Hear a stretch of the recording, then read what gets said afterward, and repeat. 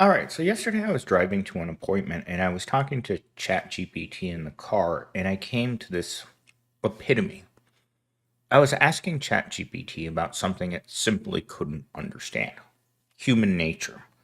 I asked questions regarding what it felt like to do this or to do that or to try this different thing, and it was giving me a an answer from the perspective of what it knew in cold hard facts.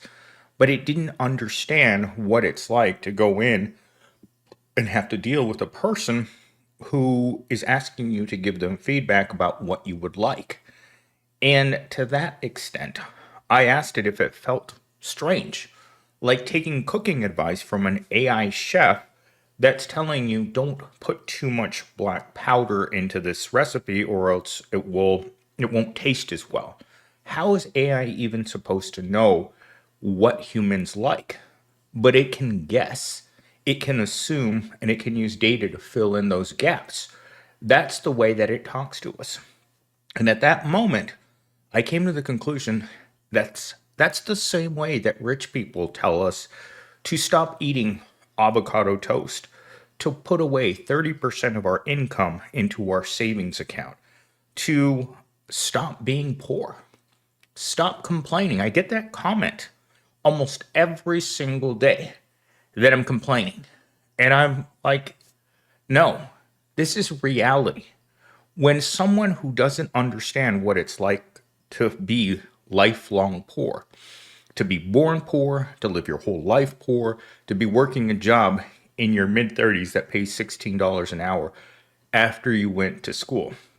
I'm sorry, Crickety Crickets. I'm going to have to mention you again. But she's one of these people who has had a very strong background in education and is supposed to be working a good job. But instead, she's not working a good job. She's scraping by, like most of you are in the comments. There are no high school kids in my comments saying how hard it is to work at Dairy Queen. No, you've got a 45-year-old single mom working in a Kroger deli telling you that she can't not go to work. This is the misconception about who's getting paid $16 an hour in in a state where that's not nearly enough money to function. And it's not that people aren't trying, it's that the people who are telling us these stupid facts, the mainstream media, all of those people who are on television, they don't make decisions between gas, paying your electric bill, or buying food. They are so far removed from those things that they just look at how well they're doing and then project success onto you. That's what all the financial channels on YouTube do. They don't make money in their own lives by being financially successful. They make money by being financial entertainers. And that's what most people don't get about the internet. Is I'm here to entertain you as much as I am here to shock you. That's why when my scripts are humors, that's the point. I want you to come here and laugh at your own struggle because it's not by mistake. We were all put here intentionally, and that's the way it's always been and is always going to be. So let's get into the talking points that I had for today that are all kind of all over the place. So yesterday, the same person that I was mentioning at the salon, she was, I would say, a woman in her early 30s, 3 kids, married. And the one thing that really stood out, she kept asking me. I told her that I was a YouTuber, and she kept poking at me like, "What do you talk about?" And I said, "I talk about the struggle." Oh, does she know about the struggle? She told me that between her and her husband, they pull down over $100,000 a year. She drives a Tesla, but it's a used Tesla. Her credit is bad because she's using her credit cards to buy groceries. Is everyone buying groceries with their credit cards? Because I thought it was just me.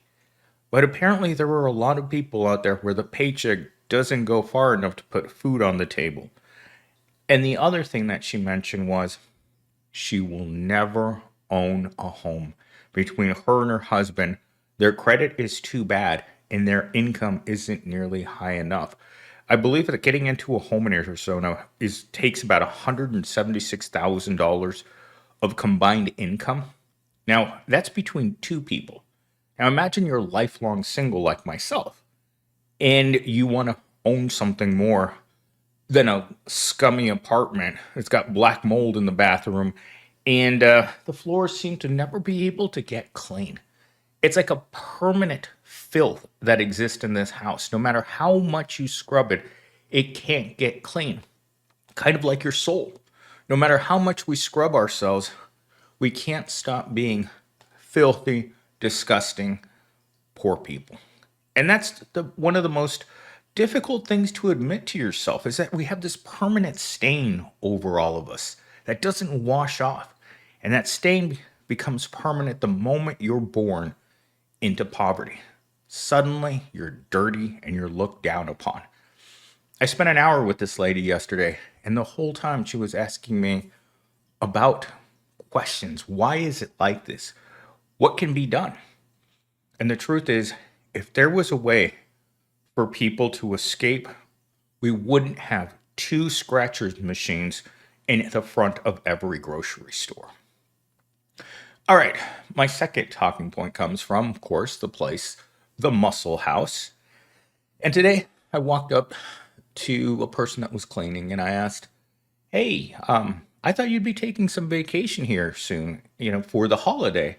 And he looked at me. And the only other time I've seen this expression on a person's face is when Vice News went into North Korea and they started stopping along the train tracks and talking to people that were working there, asking them about what they did on their weekends, what they did on their vacations. And the people in those places had no idea what time off meant because their lives revolve around a 7-day work week. That's what we become in America. We don't go anywhere. Technically, I'm on vacation right now.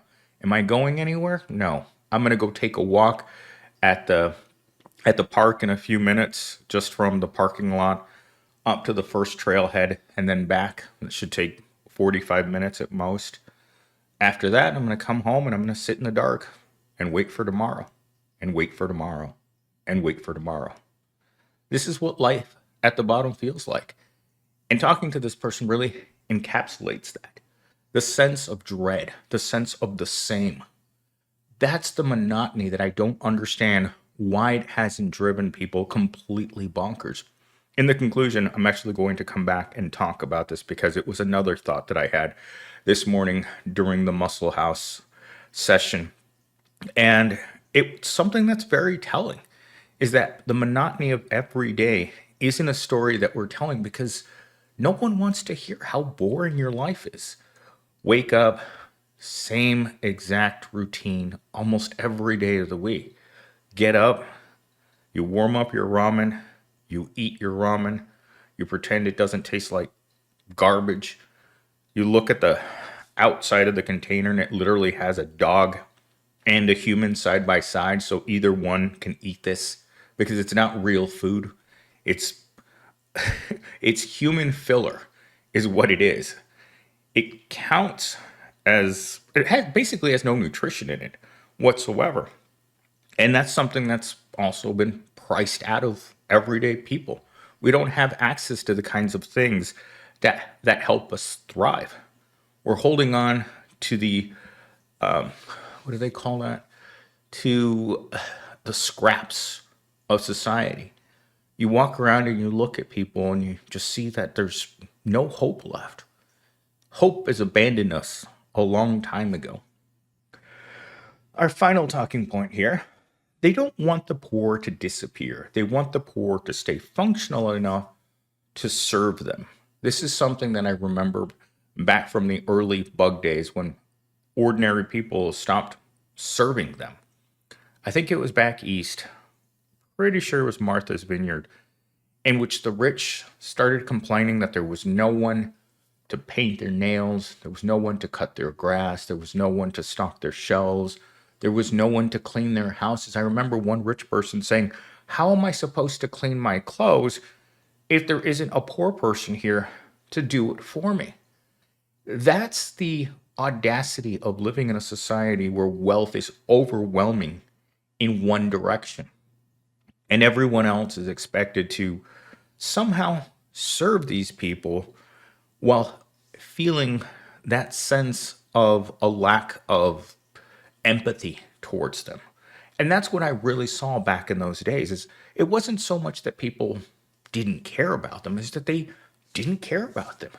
Corporations took millions and millions of dollars in paycheck protection programs and then turned around and, well, we all know what happened. I don't have to spell it out to you. But the paycheck protection program wasn't exactly what it was cracked up to be. It was more of a corporation protection program. And that's the way it's always going to be.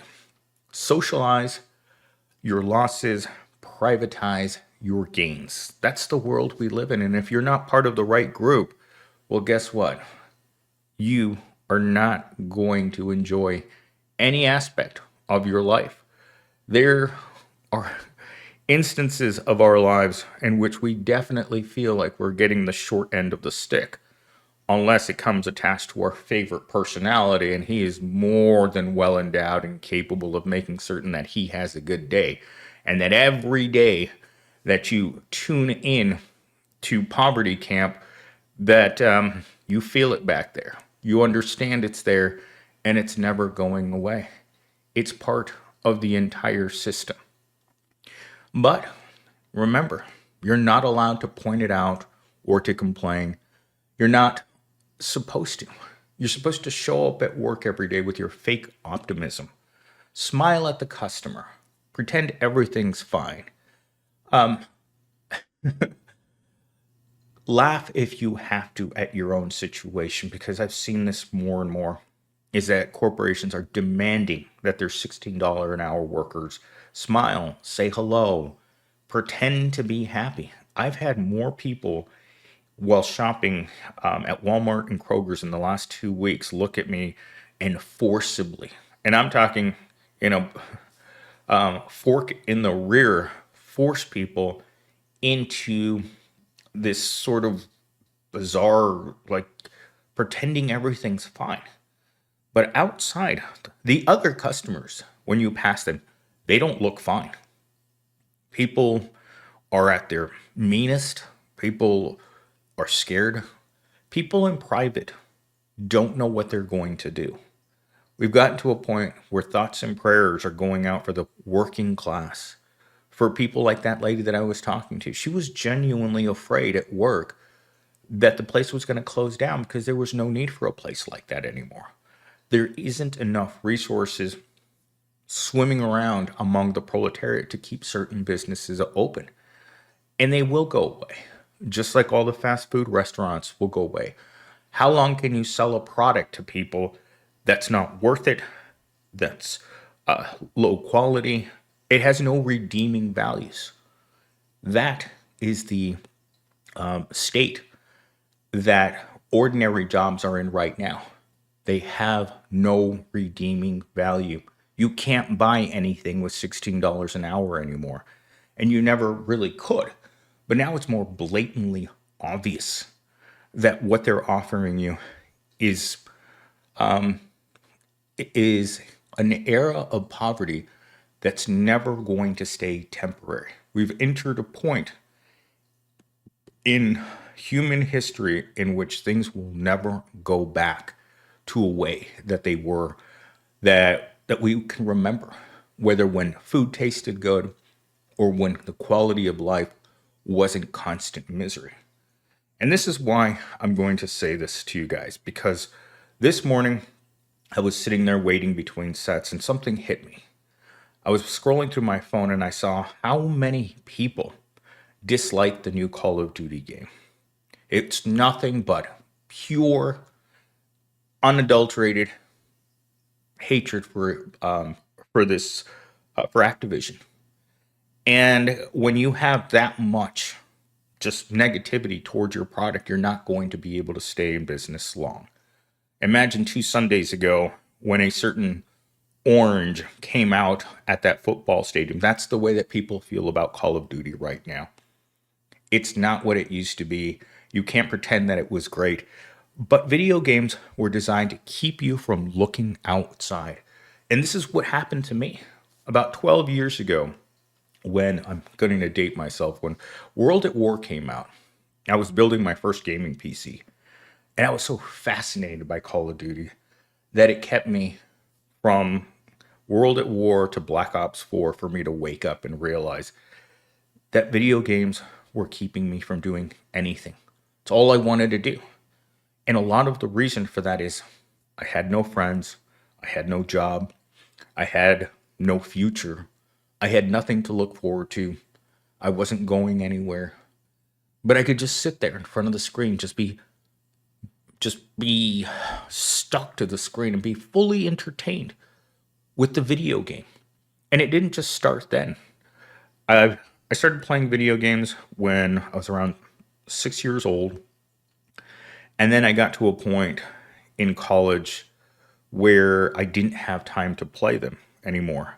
And so I didn't. I think there was like 10 years, maybe 10 or 15 years in between being a little kid and playing video games and then getting to a point where I had absolutely nothing to do. And that was, I know exactly what it was. It was the year 2008 because we were having the financial crisis. And during that time, I got a severance package from the corporation that fired me during that time. And I had months of nothing to do while I looked for another job. So I bought a PlayStation 3 at that time, and I played and I played and I played for years. I bought the PlayStation 3 and I built my first gaming computer in the same few couple of weeks. And that's all I did for the longest time until I realized, you know what? You know what was also happening at the same time? The streaming services started showing up. And that's when they knew, the corporations knew that we weren't going outside. And that's when this morning I realized that between video games and streaming services, people aren't going outside. You can be completely entertained just sitting here where I am right now making this video. If you don't want to leave your house right now, you don't have to. You can have your ramen delivered to your front door and you can just sit here in the dark, completely isolated, completely entertained, and your life will pass and pass and pass. And you will do nothing. I mean, for me, the last, what is it? Last 3 days, I've pretty much done aquarium work nonstop to try to get my aquariums cleaned to a point where I start cleaning my house.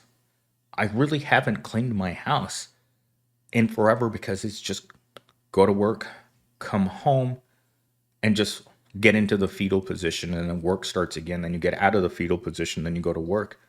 Weekends, there's just not enough time. You're rushing around.